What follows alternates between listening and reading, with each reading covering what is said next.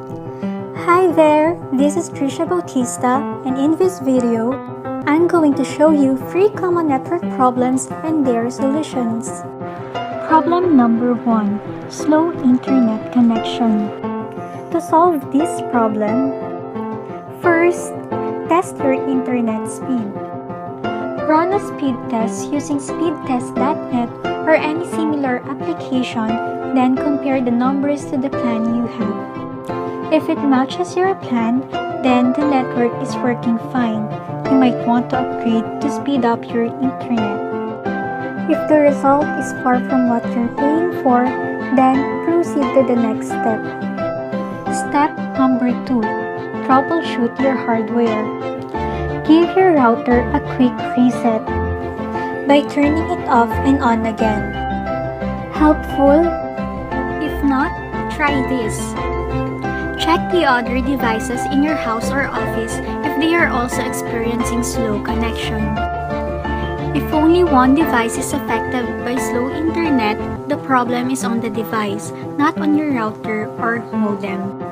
If all the devices experience slow internet, let's move on to step number 3. Step number 3. Turn off bandwidth hogging plugins and apps. If you're downloading large files, web browsing is going to be slower. Try installing extensions like AdBlock Plus or FlashBlock, which will block some of the bandwidth hogging ads, animations, and videos that can use up your connection. If all else fails, call your internet service provider. The problem might be on their end. Problem number 2. Low internet access. For this issue, perform the following steps. Step number 1. Make sure there is light on network card with cable connected. Sometimes, network down is due to disconnected network cable or loose cable connection. If you see the light, then proceed to step number 2. Step number 2. Go to Start and click on Run. Step number 3. Type in CMD on Run window and click OK. Step number 4. Ping loopback. Ping or packet internet grouper is used to verify whether or not a network data packet is capable of being distributed to an address without errors. Back to step number 4. Key in ping 127.0.0.1 in command prompt window. If you receive a reply from 127.0.0.1, it works. If you receive request timeout, it means network card doesn't work properly. Step number 5. Ping your computer IP address. If you fail to ping this IP or no IP is configured on computer, check network configuration. If you are able to ping loopback address and your computer IP, proceed to step number 6. Step number 6.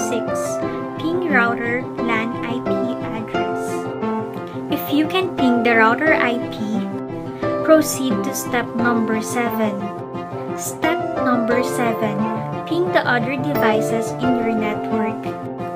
If you still fail to ping the router IP or other computers, do step number 8. Step number 8. Reboot your DSL, cable, or wireless modem and router. If there is still no internet access, step number 9. Contact your ISP. Problem number 3. IP address conflict. This happens when two devices are detected to have the same IP address. Both network interface will be disabled and lose connectivity until the conflict is resolved. The possible causes are: number 1. Two systems are given an identical static address. Number 2. You have more than one similarly configured DHCP server handing out overlapping addresses. Number 3.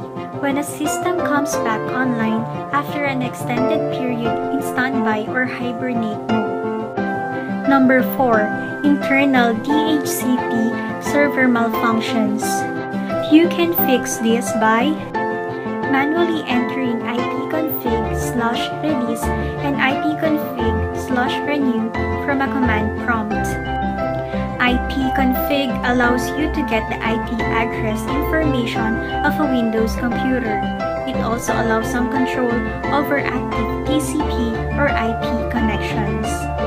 If it does not resolve the problem, it may be because your system's PIN reissued the same address it already had and another system on your network is the source of the problem. Check the system log within the Windows Event Viewer, which you can get to via Start, then Control Panel, then Administrative Tool, then Event Viewer. Look for a DHCP error entry.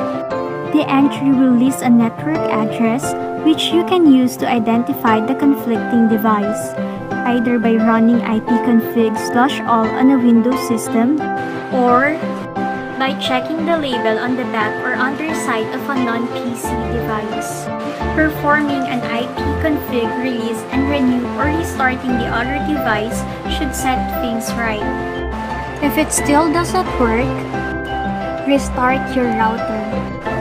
This should do the trick as it will reset the DHCP server and force all systems to request new IP addresses.